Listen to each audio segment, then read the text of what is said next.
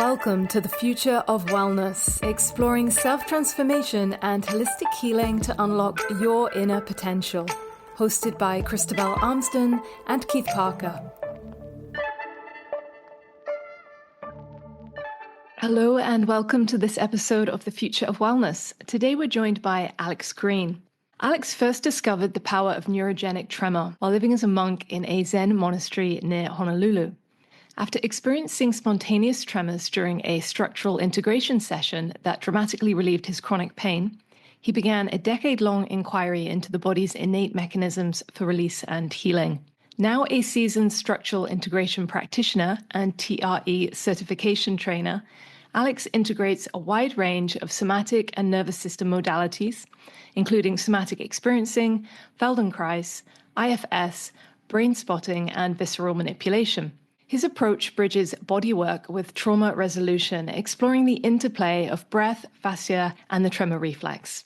Alex teaches internationally, working with physicians, therapists, and frontline workers across different cultures. He lives with his wife and daughter in Boulder, Colorado, where they enjoy the wild edges of the Rocky Mountains. Welcome to the show, Alex. It's a pleasure to host you today. Thanks so much. I'm happy to be here with you both. As we outlined in the bio there, you've spent time living as a monk. You've explored structural integration and walked the path of a healing practitioner for over a decade. If you were to trace the through line, if you will, what might you say has been a guiding question or principle for you? Yeah, that's a great question. Well, so if I rewind my own life tape, I'm in my mid-40s now, but when I was in my sort of college years, my interests were very scientific in nature. So I thought I would study physics. I was enrolled in a physics program, but I got a little bit derailed at one point because I sort of took a side journey into philosophy, and I took a course on East Asian philosophy in my freshman year of college, and it sort of broadened my horizons in certain ways, and to my chagrin, I started to kind of question my strictly materialist sort of worldview that had kind of my guiding principle with my sort of my studies. And one thing led to another, and I started, as college kids frequently do, started to kind of question everything. In a way, as I wanted to explore other things, so that what was most available for me was to do initial training in Zen Buddhism. Now, for most people, that's maybe not the most commonly available thing, but I grew up in a household where my parents were split. My father lived in Hawaii. My father had a significant background training as a Zen practitioner and teacher in a school in Hawaii. And I grew up going back and forth between the Midwest, the Twin Cities, and Honolulu, different times of the year. But I had never been interested in this Buddhist stuff, Zen stuff. I didn't know even why the first thing as to what would be of interest about it. But when I was in my questioning mode, with my worldview shattered, I asked my dad, hey, what does Buddhism say about X, Y, and Z? And he said, well, it'd be really hard to describe to you what it's about, but if you're curious, you'd have to do a little bit of an immersion to see if it's something that speaks to you or has any resonance. So I took the break between my freshman and sophomore years of college, and as 3 months, essentially, or 10 weeks or something, doing kind of a deep dive with daily meditation training. I learned all of these new things. And I found that it did speak to me significantly. And in the school of Zen Buddhism that I did that early training in, yes, there were some of the philosophical concepts that come from Buddhism, but the attitude was, when you're a beginning student, don't try to learn in any of that. Simply learn about your breath and your posture, and do it through the form of seated meditation. And martial arts were a significant part of that curriculum as well. And physical labor and things like that. And so it was a very, very body-oriented place and tradition. And having been a kid, sort of spending most of my time up here, it was like totally a very new experience to pay attention to stillness and breath and posture. And so it really hooked me in. I moved to Hawaii. I finished my degree there. And upon finishing the degree, I did a sort of a 3-year full-time residential stay at that temple, kind of to sort of a traditional length of time to do sort of an immersion experience. So that's what kind of really hooked me in.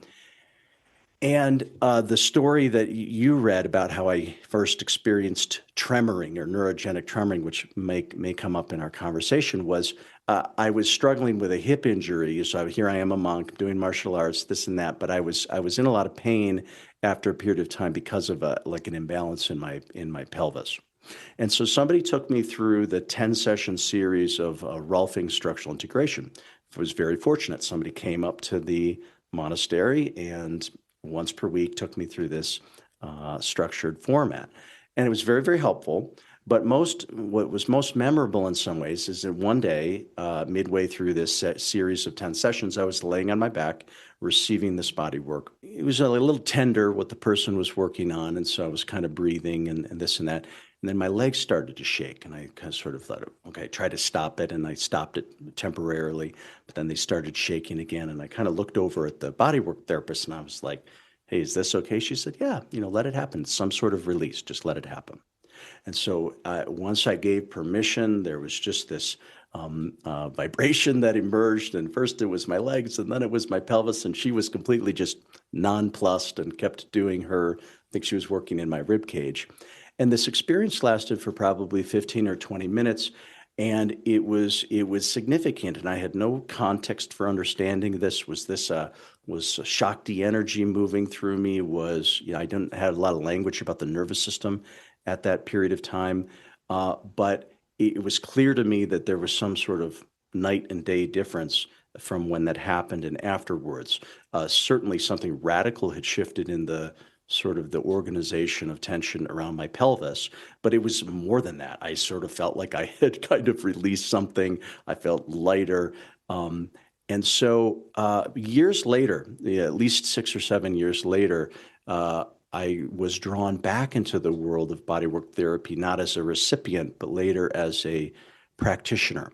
And it was in that work that sometimes I would see similar things. Other people would go through, have these kinds of tremoring, vibratory releases. And so that in many ways was the seeds of how I studied eventually the work of TRE and Dr. David Berceli, who's been a guest on your show. After my period of time coming out of the monastery, I felt that I had learned so much about myself by kind of doing a deep inquiry into body, breath, and posture.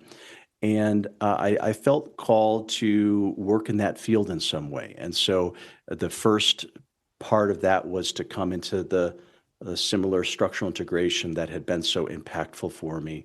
And over the years, I've kind of built upon that and sort of found my own path therapeutically. So that's perhaps a long answer to your question, but that's sort of the through line as I see it. We often grapple with and/or talk about at Field Dynamics the connection between healing and awakening. And it's interesting to see your journey going from a Zen monastery practice and Buddhist tradition, which is more an awakening tradition, you could call it, to studying all these different modalities and being a therapeutic facilitator or healing facilitator yourself. How do you view these two perspectives, healing and awakening? Are they separate to you? Are they similar? How are they conjoined? Or what are your thoughts on that? Yeah, they aren't separate to me at all. They're quite conjoined. To me, it's a little bit of a spectrum. So very often we are coming to healing work because we've identified something that we'd like to change. That could be physical pain, that could be a sense of disconnection from our body, that could be an emotional experience. So at least most of the people I work with, there's typically something calling them, in a sense, a problem that they're wanting to solve. And I'm excited when people's initial problems seem to alleviate, and when suffering is alleviated. I always think that's wonderful. But in my view, and from the very beginning, what has always felt most interesting and compelling about doing this work with folks is I don't just want to go from the negative experience to, okay, my back pain is resolved, or I don't feel as anxious as I used to be. Those are all really meaningful steps in somebody's journey. But where I get most excited is so often they've made that step, and then now there's other things that there's other awarenesses or questions within themselves that are starting to emerge that may not have even been there as to why they, are on a healing journey. And so for me personally, what has always gripped me so much about doing therapeutic work is I get to see people where they are, certainly align with them around their goals, but I try to hold a space that as change occurs, I'm a listener and another person curious about what else may be unfolding for them. Where might they be leading them? What new questions are they asking? What awakening may be emerging? So for me personally, the sort of the path of awakening, which was very much the emphasis of my Zen training, and the path of therapeutic work, I don't always talk about it that way with everybody that I work with, but on my personal level, I'm seeing those as very much in tandem. Raising some nice pieces there around the potency of curiosity as both recipient, right, client, and as practitioner, and really the power of presence, which is the unspoken thread, if you will, between many modalities and healing methodologies, really the core central piece. So we've mentioned you've studied everything from Feldenkrais through to family systems. We always say the most interesting things happen at the boundaries of disciplines, right? This areas of overlap, not only between the body, mind, spirit system, if you will, but between the approaches and the methods and tools. So is this curiosity and presence the kind of the unique piece that you bring to your method as practitioner? What's the overlap and where you've extrapolated your unique approach to working with clients? Yeah, I love the question, and I like the pairing of presence and curiosity, which to me isn't always they're not always conjoined in the same sentence. But for me, there's curiosity is a word I use a lot in my teaching and my client work. And so that's a word I have a lot of resonance with. I I agree with you that the common thread, why is it that 50 different modalities all have significant value? Well, of course, because they're working upon different principles and different systems of the human organism, and this inquiry, presence, and I believe self-awareness, curiosity are in a sense baked into effective therapeutic work. I have something when I'm in my teaching mode and I'm talking with my mostly TRE students, people who are learning to become TRE facilitators. I like to share that, in my view, cultivating curiosity for yourself and your clients is an important thing to do, and that curiosity seems to be contagious. So that if I'm deeply interested in your experience, or deeply, and we could say deeply present, but also deeply curious to see what else may be true for you, curious to learn what may be unfolding for you, and I'm really in a sense of presence around that. My experience is that heightens the curiosity, the self-directed curiosity amongst our clients. And so with my own students, I teach a lot about cultivating curiosity, both in a nonverbal way and also in a verbal way, to ask people questions that are holding a space of a reflective curiosity for their somatic experience. Could you take us through like a general way in which you might work with a client given a specific, complaint, so to speak? Like, do you lean into particular modalities as primary, or is it, custom blend depending on the person? Because you've studied a lot of different things, you presumably, or maybe not, are integrating a lot of things. Like, how do you, generally speaking, work with a client from A to Z? Just curious about that. A common pathway that I'll share would be, I'm going to use an example.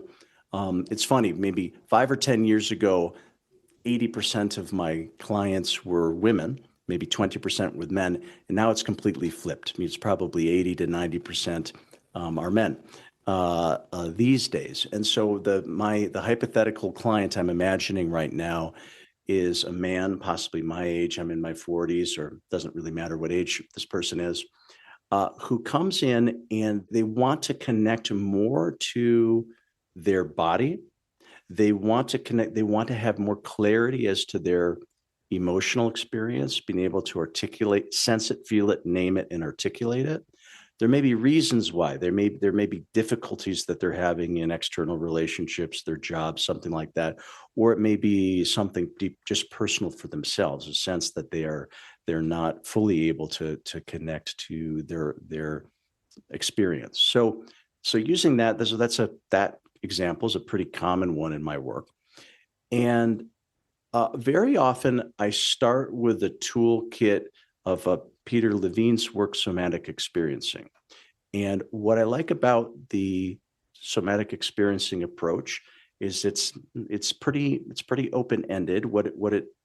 Mostly I do that in a seated, not yet a touch relationship. I'm sitting there with the person and I'm asking them to learn just to sense and feel and describe their own sensory experience. Some people have had practice with that. Some people that's new. Wherever they are on the spectrum, I'm starting to learn a little bit about how do they relate to their own somatic self, their own physical sensation. Not only am I learning how they are in connection to their own physicality, I can start to introduce to them just the simple nervous system concepts that weave through any of the work that I do.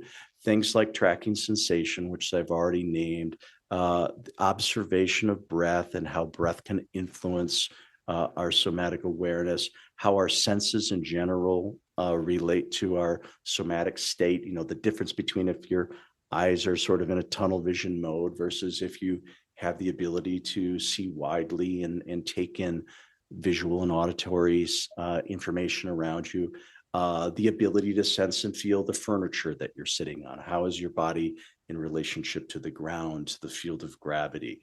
So I do a lot of early skill building around somatic awareness. We develop a rapport of describing and sensing that.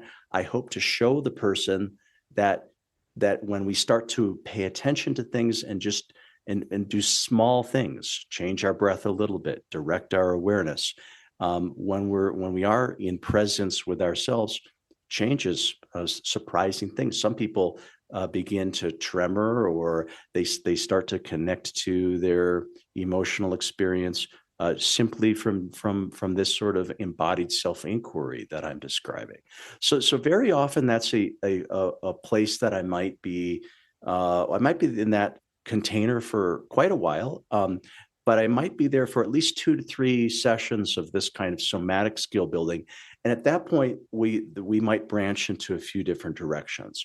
If the person is really focusing on if what they're really trying to understand is emotional inquiry or stuff that's showing up in relationships or situations outside, then I might start to move into the framework of the internal family systems and introducing the concepts of parts. I find parts work to be really, really helpful in terms of organizing our inner experience. And if my hypothetical man's goal is to be able to describe his sense and feel and name and articulate his emotional experience, utilizing the language of parts is a good way often to start to do that.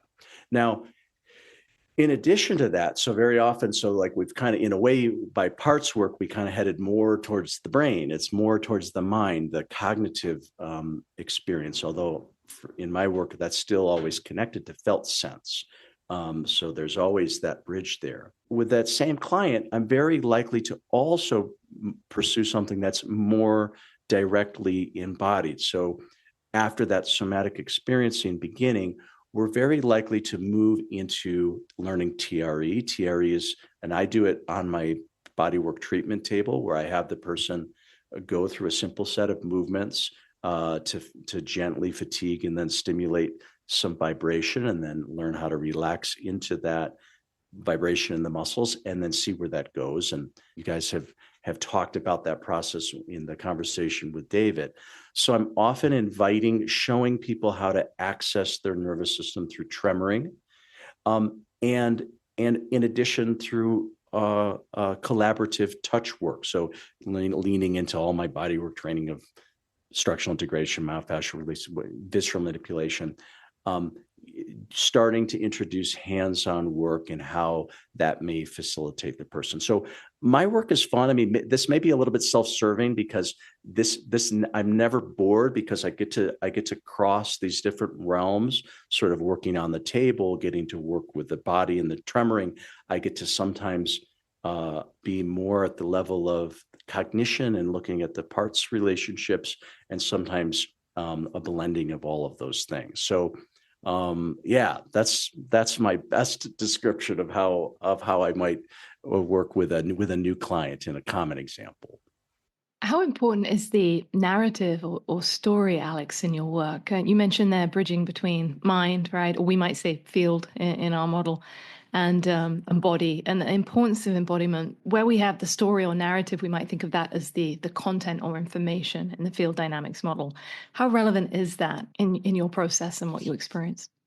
It's a little bit different for every person. I mean, something I resist sometimes as somebody who's studied a lot of somatic modalities is there'll be this, you'll hear this comment like, as though the story doesn't matter at all, or the narrative doesn't matter, and the issues in the tissues, and let go of the story. And there's times when those are very, very appropriate indicators, but I'm not of the opinion that the story doesn't matter at all, or that it's somehow deprioritized. I think, in my view, a person's self-understanding, the story memory is correlated to that sort of one side of a coin, and the other side of the coin is their embodiment in relationship to that, which could be tension patterns in the muscles and the connective tissue, the tuning of the autonomic state, where we are on the polyvagal curve, for anybody familiar with that perspective. So I think there's always a physiological side of the coin, the what's happening at the body, and then there's a psychological side of the coin. Now, what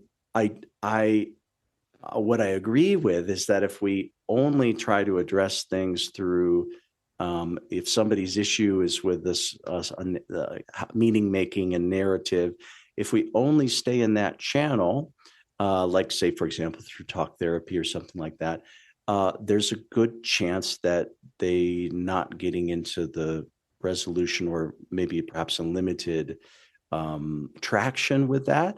I think a real power of any somatic work, whether it's yoga, breath work, TRE, tremoring work, hands-on body work, is that we can temporarily sort of set down thinking, we can engage through sensation, and then very often when we then return to the original context, if there's narrative, story, emotional qualities, we may see it in a new way.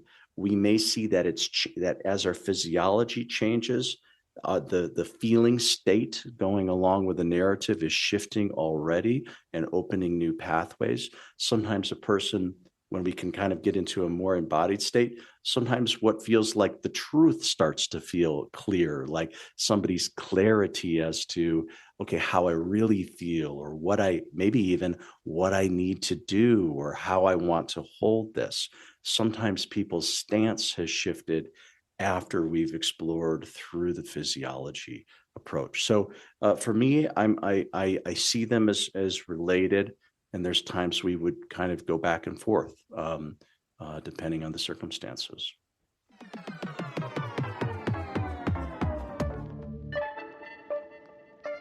A brief pause to thank you for listening to this episode. If you're looking to take the next step in your transformation, find out how we can support you with our popular energy healing training, one-to-one private sessions, free resources, and more. Visit energyfielddynamics.com to learn more. You mentioned earlier about things changing in your practice, a client profile that might have been dominant female shifting towards a male, and over the years. A lot of the study that you've done is very somatic minded, very physically grounded, very embodied, as you said. What has been your experience, and maybe this has been something that's changed over time, of what might be classically described as more of the energetic domain?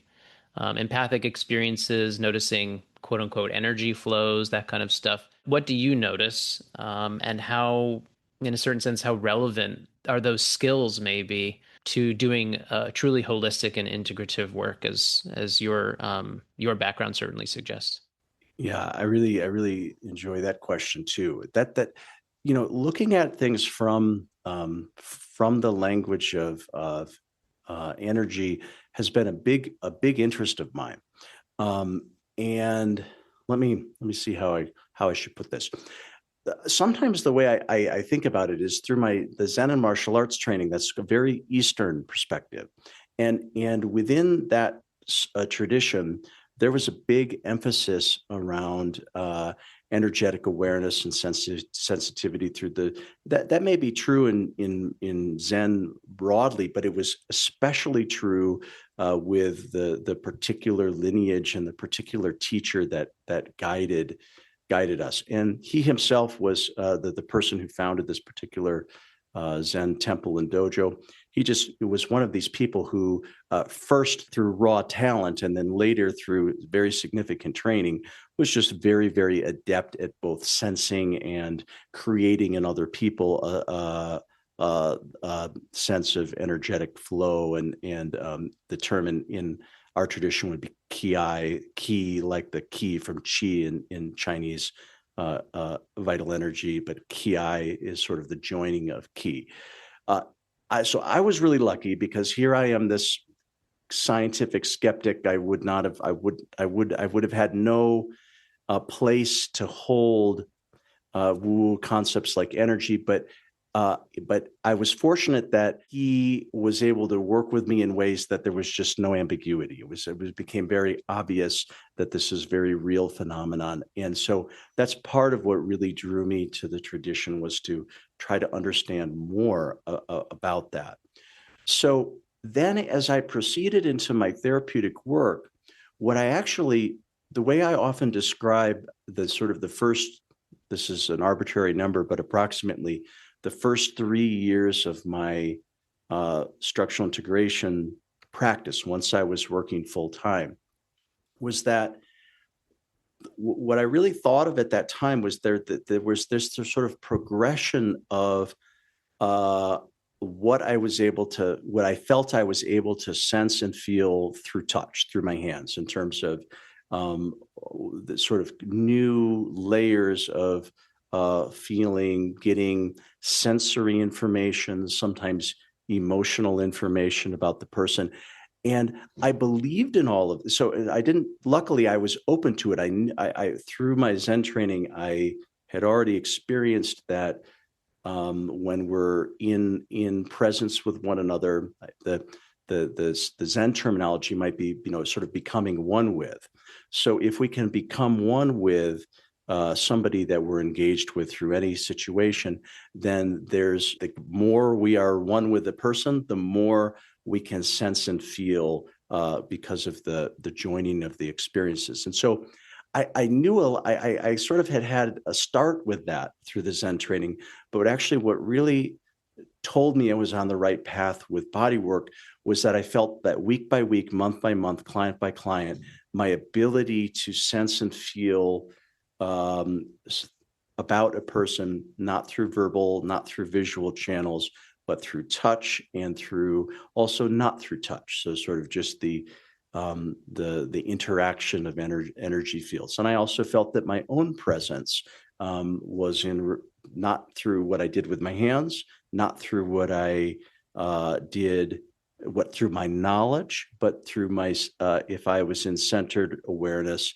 via my own breath, posture, and presence, that was a significant part of the therapeutic influence of these encounters. So I had this. I think of these 3 years as almost like an apprenticeship with the human energy system. I knew a little bit about it, and I intentionally didn't seek a lot of outside perspective. I didn't go running to 50 different things that talk about, because it was obvious to me that I was learning what I needed to learn in my own way, which I thought would be most useful. Later on, I got very curious. I love reading what Fritz Smith, the founder of Zero Balancing, he does an amazing job of talking about energy flow. Lots of other traditions too. So I've become curious about the languaging, but I needed that time period to really sort of find it for myself, really trust my ability to be in connection to it, and then sort of move forward from there. Appreciate you sharing that journey, Alex. It speaks very much to the principle of energy work, energy experience of energetics being experiential, that being one of the most useful avenues in which to engage with the material rather than theoretical, and trusting your own sensing journey, right? Trusting how your body, your psyche presents that energetic exchange, we might say, or recognizes the energetic interface that's happening at the various levels of relationship, practitioner to client. You've spoken there very nicely from your perspective around this engagement in a one-to-one field, right? Recognition of energy flow between practitioner and client. Many healing traditions also think of the body as storing not just personal, but maybe ancestral or collective information, transpersonal. And I wondered if in your work you've encountered anything along that line through tremor or somatic releases that are transpersonal or ancestral in nature, that broader sense of energetic connection that we may have. Yes, the short answer is definitely. I have this funny experience, which is that in my early, I don't know, 3, 4, 5, sort of like the first 5 years of my therapeutic journey, where I was so blown away by things, that I had all these kinds of examples to work with. A funny thing that's happened to me now, 15, 20 years into things, is I sometimes struggle to sort of find these kinds of examples, because in some ways what you're talking about is like my daily experience in many ways, at least when I'm in practice with people, such that it like it doesn't even like stand out to me so much anymore. But that's not to say that that's the whole focus of my work, but my own approach is just to hold a very wide field in terms of what my own presence, what I'm curious and present towards as I work it through whatever modality. And I trust that my clients, that what's going to surface is, first of all, it very much depends upon their pre-existing worldview. If they have say they've done a lot of shamanic work and they've explored, well, naturally speaking, then things are going to start to emerge in that way. And if they haven't, maybe not. And so I personally try to not impose too much of a frame on people other than open-ended curiosity. And then we work with what presents, and we try to contextualize it and piece it together. Whether it's through bodywork, TRE work, I've seen many examples where people connect to early experiences that might be from their own journey. They might be from their childhood. It might be from birth experience. I've seen many times when people connect into seemingly the energy field of somebody in their family, maybe living through their parents. Maybe they have resonance with an experience from their parents, or earlier than that in their family lineage, where there's a sense of some pattern moving through the family line that a person is contacting in a somatic way, and if they may connect this to an energetic pattern that they recognize as being part of their lineage. And again, they may have different terminology. And sometimes I use, the IFS model, internal family systems model. One thing I like about it is I think Dick Schwartz has created a pretty simple way of explaining certain things, including his concept of legacy burdens is a term we use in IFS, referring to what we may carry in our system that may have come into us through culture or through family lineage or other type of lineage. And so sometimes I lean into that phrasing of things because I find it to be a pretty easy way to talk about when something is real to a person, but there's a sense that it didn't begin with them in their life, this lifetime in their body, but it has some roots somewhere else. But what I try to do and what I try to cultivate with my clients is, we don't get too excited about whether something, where and when something may have been transpired. Our work is the same. It's what does that need? What, again, if I'm using the IFS language, what can we bring presence or self-energy to that pattern? Is there a shift that's available to happen here and now in this person's embodiment? So that's maybe my best description of how that tends to come up in my work. You do a lot of training of practitioners, and I think it's quite interesting to hear your own kind of arc of describing how things have changed over time. And whereas something might have seemed extraordinary or unusual has become mundane and common, 10, 15 years in. And I think that I can concur on that. Having had about the same amount of practice time as you, things that used to just be wow and how crazy and just so much excitement and curiosity in terms of not understanding really, but also acknowledging certain phenomena coming up in a therapeutic context, just becoming just the everyday standard thing that just happens in practice. So we do a lot of training with people as well and take people from, foundations to something else. What do you think of this kind of arc of development for people, developing as practitioners, especially when they're, jumping into lots of different modalities and kind of integrating their own personalized map? Like what's the advice or the wisdom that you try and impart towards people when they go on this journey of being like, I'm not really sure exactly what I'm getting into, right? But I'm open, I'm curious. And what might this kind of like look like? How do I kind of keep moving forward, et cetera? I don't know. What are your reflections on that? Because it's a fascinating thing, and there's a lot of parallels. A lot of the teaching I do is within the TRE modality, and so I feel like I'm lucky in the sense that I get to take people on a certain phase of their journey as a therapeutic practitioner. So lots of people, they're already a therapist or there's something. And so this is a new tool. Other people, this is the beginning of their therapeutic, identity as doing therapeutic work. With my average TRE student, I'm with them for a relatively short, but oftentimes transformational and important time. I might be in a relationship with them for, say, on average about a year or something like that. Very often the engaging with TRE as a modality, and we really encourage people to do a lot of it for themselves.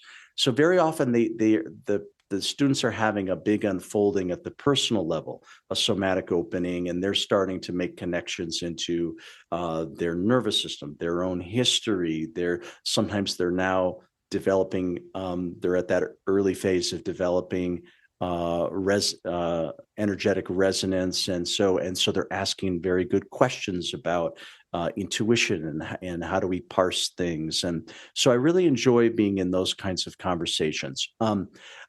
Something about it being this sort of 1 year, I sort of feel like my job with them isn't to necessarily take them on the full journey that I've been on. And what I hear, and I credit the two of you for the work that you do, because I have the sense that you're taking people. You're taking responsibility for perhaps a bigger slice of the journey, which is interesting. But there have been a few people where, not through the TRE channel, but I teach I teach in sort of small batches, so to speak, very small, almost sort of one-on-one or small group trainings.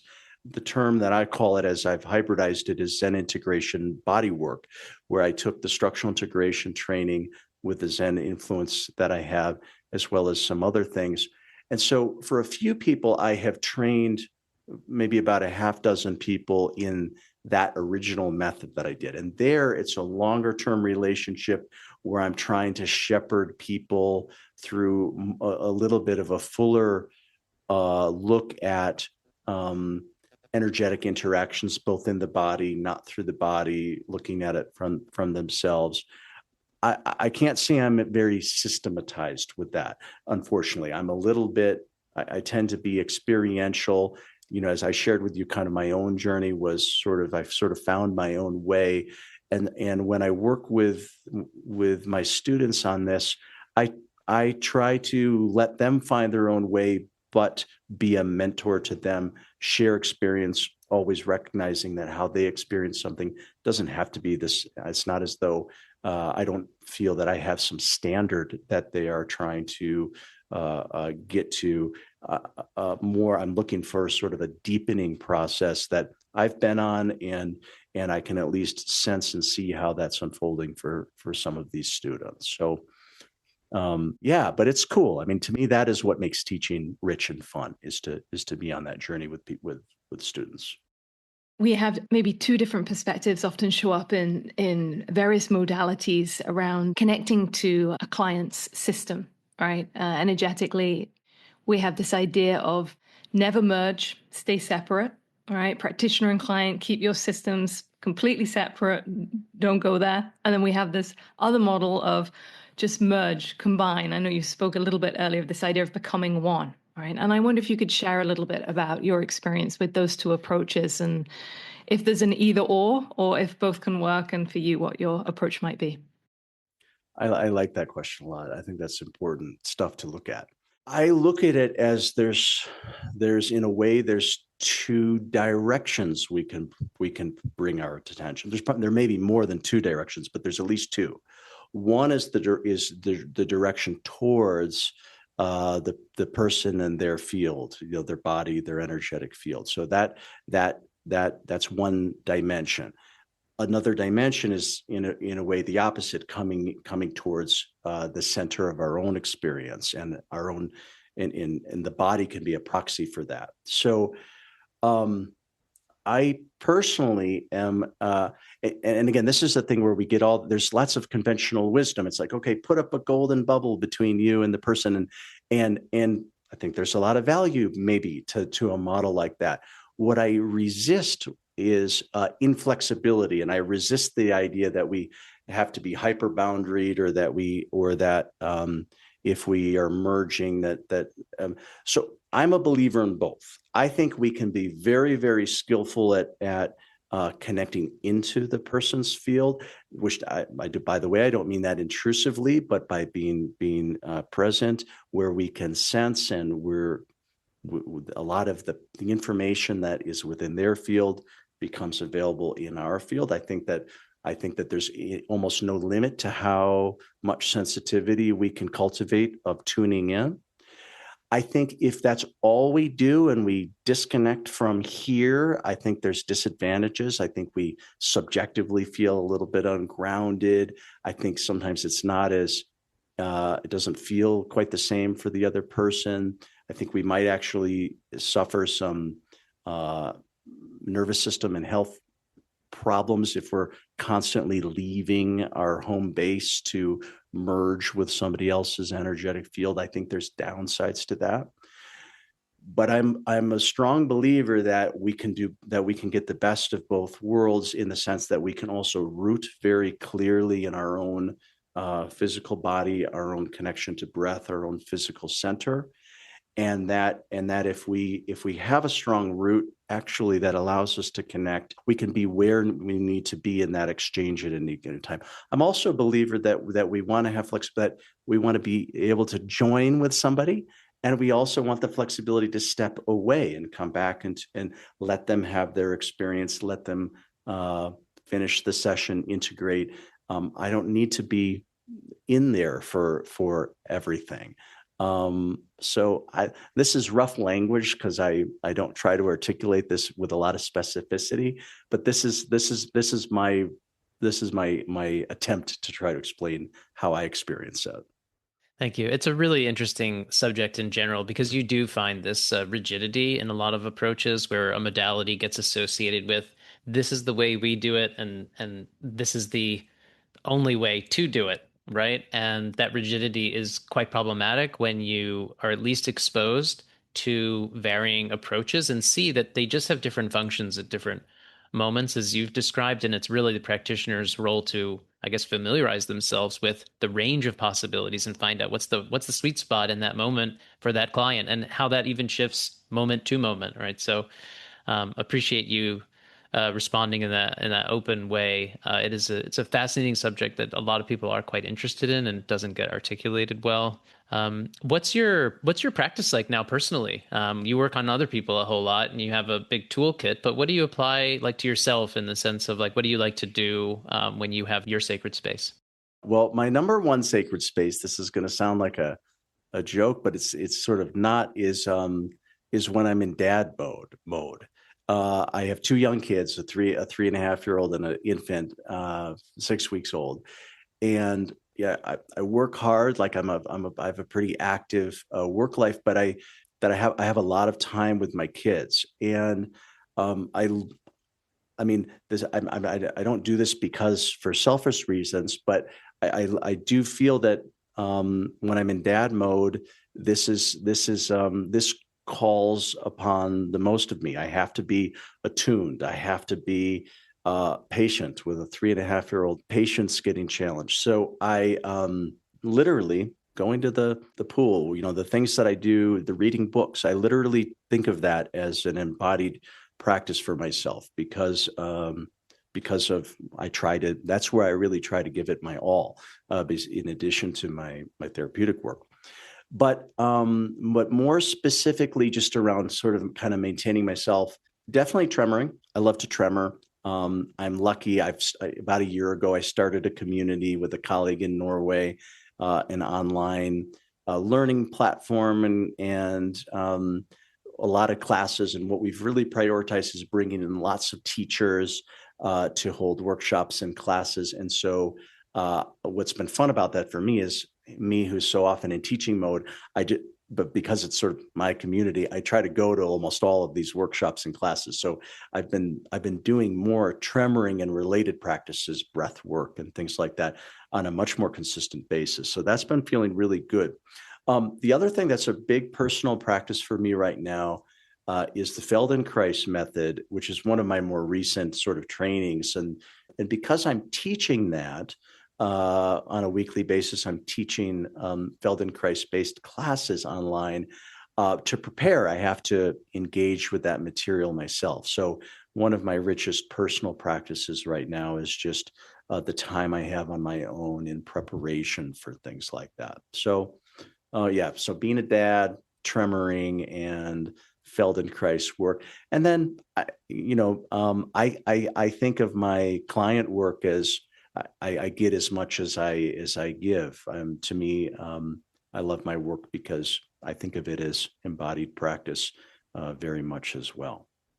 It's a pleasure to sense into, Alex, the joy, the clear joy you gain from fatherhood and the role. And our congratulations, of course, on that second child, just 6 weeks old. This podcast is titled The Future of Wellness. We often ask a guest to turn their attention to the future of their fields.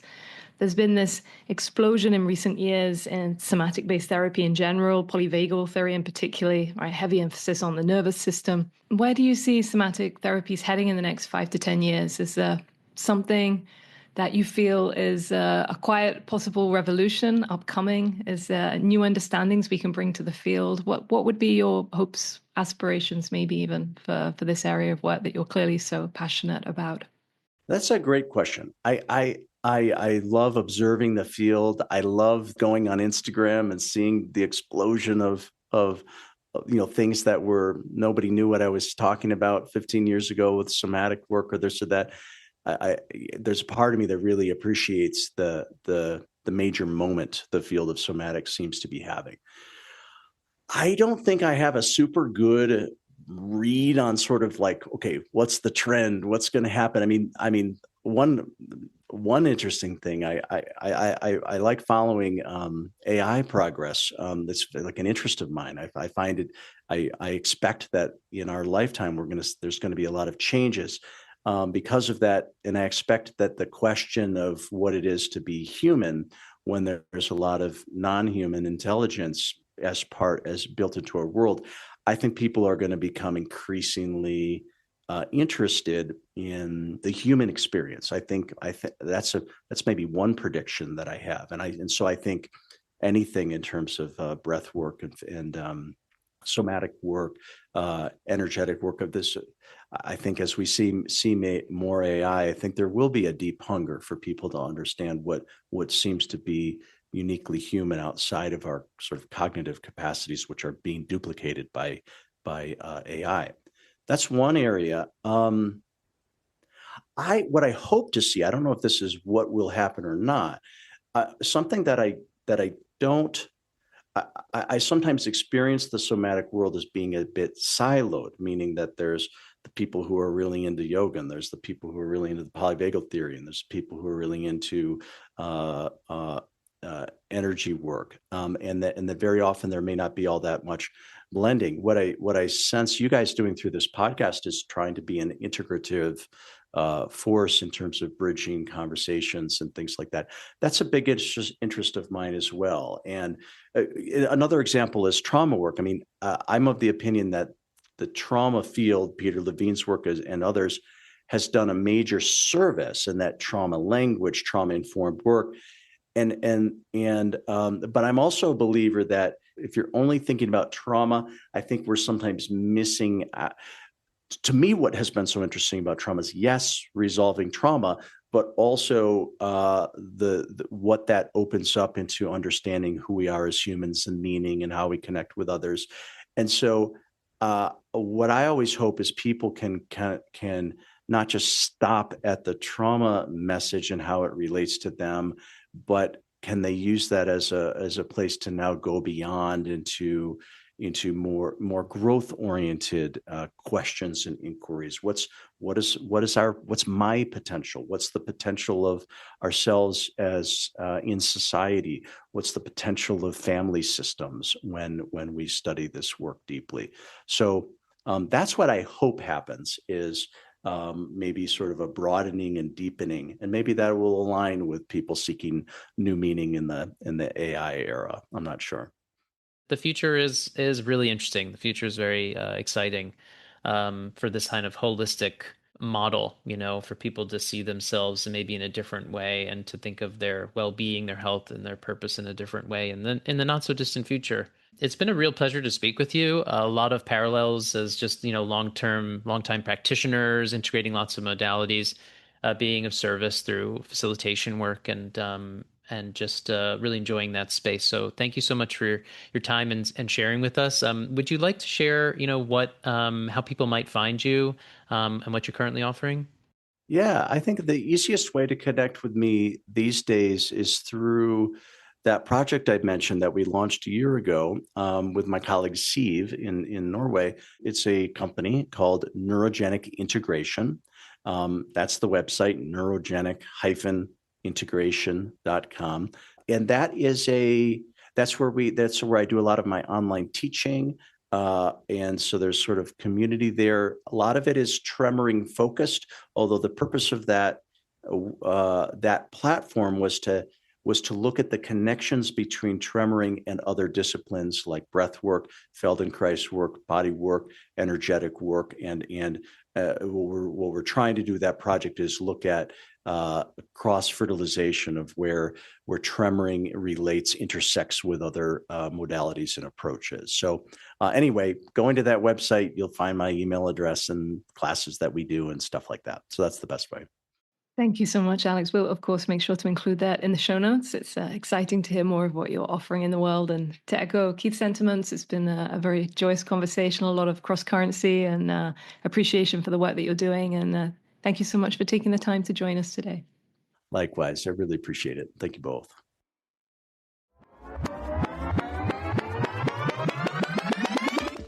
Thanks for being a part of the Future of Wellness. Be sure to subscribe and leave a review. It helps us reach more people and to make great episodes like this one. Learn more about field dynamics and why we think the future of wellness matters. Check us out at energyfielddynamics.com. See you next time.